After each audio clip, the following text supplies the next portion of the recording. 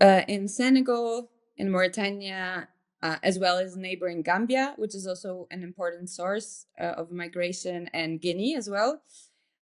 Big proportion of their population is young, very big. I guess you guys have seen the statistics, like demographically, Africa is booming, and there's just not enough money and not enough jobs for those people.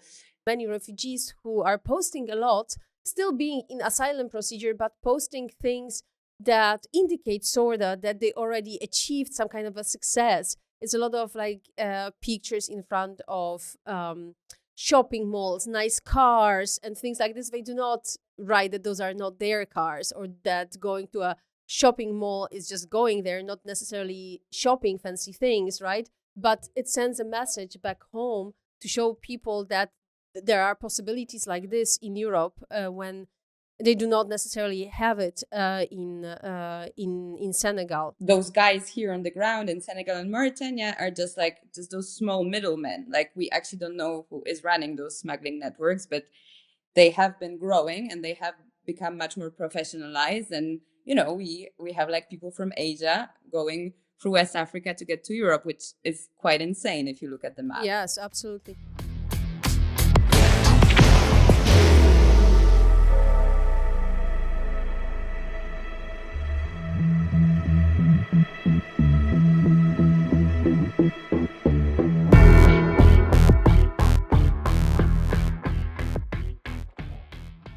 Welcome back to Fractured by ReFOCUS Media Labs. It's almost the end of season 4. Remember, there are so many episodes you can still watch.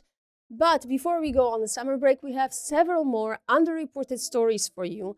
And one of those really important topics that we would like to cover today is the topic of West Africa, refugees, asylum seekers from West Africa, with this special focus on Senegal.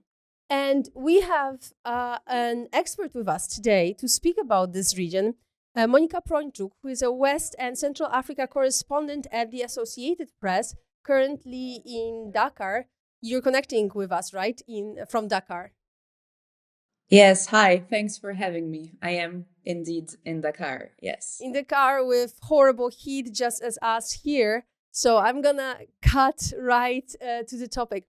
Monika, we want to talk about the situation of refugees and asylum seekers coming from West Africa and Senegal particularly, because it's a very underreported topic here for our audience. Most of our audience comes from Germany, some from Poland. We have American and UK listeners and people who watch.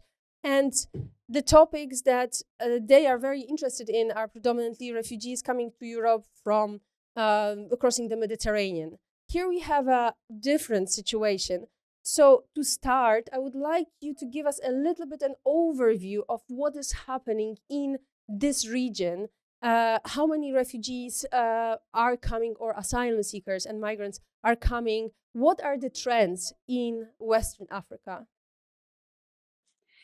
So yeah, I mean, it is a very, very important migration route. Senegal and Mauritania are sort of the hubs for migration from the whole region. So we are having a special focus in Senegal, and this is where the so-called pirogues, which are the fishing boats where the migrants take to go to the Canary Islands, this is where they depart from here in Mauritania. But the nationalities are from all over the region. And so actually in the first quarter of 2025, this route, which is called the Atlantic route, was the most popular and the deadliest route between Africa and Europe. And there are like multiple reasons, but basically the numbers, I think, tripled in 2023 and 2024 compared to previous years. I mean, then 2020 and 2021 obviously were very different because of COVID. But in general, there has been sort of like an increasing, a steady increasing trend in the popularity of this route. And the Central Mediterranean route, the numbers have dropped last year, like by 59%. And so all those people who are taking the Central Mediterranean route or would want to it doesn't mean that all of them have given up on going to Europe. It's just that they're looking for other options. So there are like multiple factors. There's the situation in Tunisia and Libya, with in both of those countries, as the situation for migrants, sub-Saharan migrants, is just truly awful. There are reports of rights violations, harassment, even basically kidnapping and selling people on basically slavery markets almost. So yeah, I mean, this is why people are not very keen on using that route. And so they decide, often advised by their like local smugglers, to take the other route.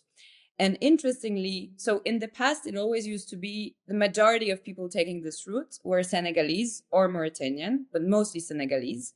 And actually, this year and last year is the first time that the majority is from a different country, from Mali.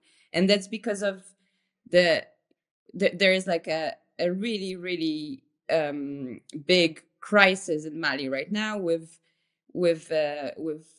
extremist groups linked to Al Qaeda and the Islamic State taking over larger and larger swaths of the territory. And what goes with it is like an extremely dire humanitarian crisis. So people from Mali are migrating massively. And instead of choosing the central Mediterranean route because it's too dangerous, they are going through Senegal.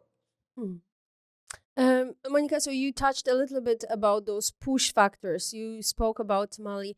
How about the situation in Senegal and Mauritania? What causes this migration, or the fact that people really want to leave those countries? So in Senegal, in Mauritania, as well as neighboring Gambia, which is also an important source of migration, and Guinea as well. I mean, Guinea is a bit more complex. So let's say those three countries, it's mostly economic factors. So there is just not enough jobs. These countries have, in big proportion of their population is young, very big. I guess you guys have seen the statistics, like demographically, Africa is booming, and there's just not enough money and not enough jobs for those people to sustain themselves and their families. So not many investments. Yeah, and there's also the issue of, I mean, that's like a separate discussion that's also linked, but the fact that African countries are mostly just exporters of resources, and they don't really produce much because of the lack of infrastructure.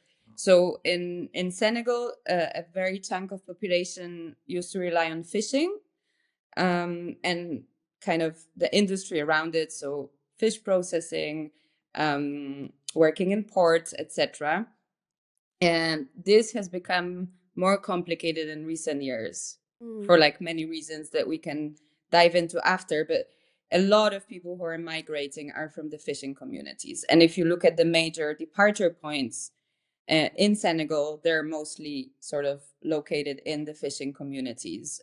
Even here in the suburbs of Dakar, I've visited several of them for like different stories. It's really not far, but it's really not far geographically, but it's a very, very different reality than the center of Dakar. And there is like a small percentage of people that live very well. There is a growing middle class in Senegal, but it's still like very small compared to sort of the rest of the population. And most of the population is relatively poor. And so when I was speaking to people that want to migrate and like was hanging out in their neighborhoods, they would tell me like, okay, look at this house. It's someone who went to Spain and basically worked there for a year on a minimum wage, like was sustaining himself and sending some money back to their family, and they managed to build a house in 1 year. And they were like, for us, if we stay in Senegal, like we will not make it in a lifetime. So even though this route is very deadly, people keep on kind of risking their lives, especially young people and especially men. Although interestingly, more women are also starting to migrate recently. But like sort of traditionally, it's like young men who are, just like risk takers. Yeah, yeah. Easier. And very frequently there is this notion that I'm going to go as the first one and get a job and prepare something, and maybe then I will get the family back. But people also have those, success stories in front of their eyes. You mentioned the house, but we also observe it here with many refugees who are posting a lot, still being in asylum procedure, but posting things that indicate sorta that they already achieved some kind of a success. It's a lot of like pictures in front of shopping malls, nice cars and things like this. They do not write that those are not their cars, or that going to a shopping mall is just going there, not necessarily shopping fancy things, right? But it sends a message back home to show people that there are possibilities like this in Europe when they do not necessarily have it in Senegal. We have those statistics I just checked for yesterday. So this year, so since the beginning of 2025, a little bit more than 6,500 people reached mainland Spain, but almost 11,500 reached the Canary Islands alone. So much more to the Canary Islands than mainland Spain.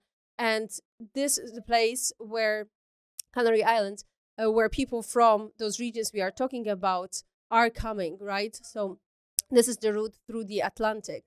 Are all the people from, let's say, Senegal, Gambia going to Canary Island, or are they somehow managing to go straight to the mainland Spain? Not really. I mean, from what I know, this is like the main route. In Gambia, I have also encountered people that tried the Central Mediterranean route through Libya and Tunisia, but I think like the message really has that was a year ago when I was in Gambia reporting on that, and I think the message has really spread since then that this is like not worth it, and it's people that I spoke to were like really really traumatized. So that's kind of links nicely to what you were talking about. So this was one of our summer shorts, meaning a short episode that is part of a larger one that we recorded during season 4. So if you're interested in this topic, you can learn much more by checking the full episode, and we will put a link to it in the show notes. And one more thing. ReFOCUS is part of a very big campaign called Where We Rise.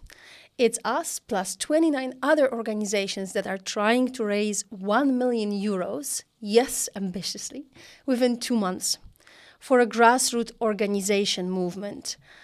We are trying to do it for people on the move, people we supported for years, some of us decades, in Greece, in the Balkans. So if you can, please consider supporting this donation, this fundraiser. We will put all the links in the show notes. And please believe us when we say that any donation matters. It doesn't matter if it's €1 or €1,000. It will really go to a very noble cause.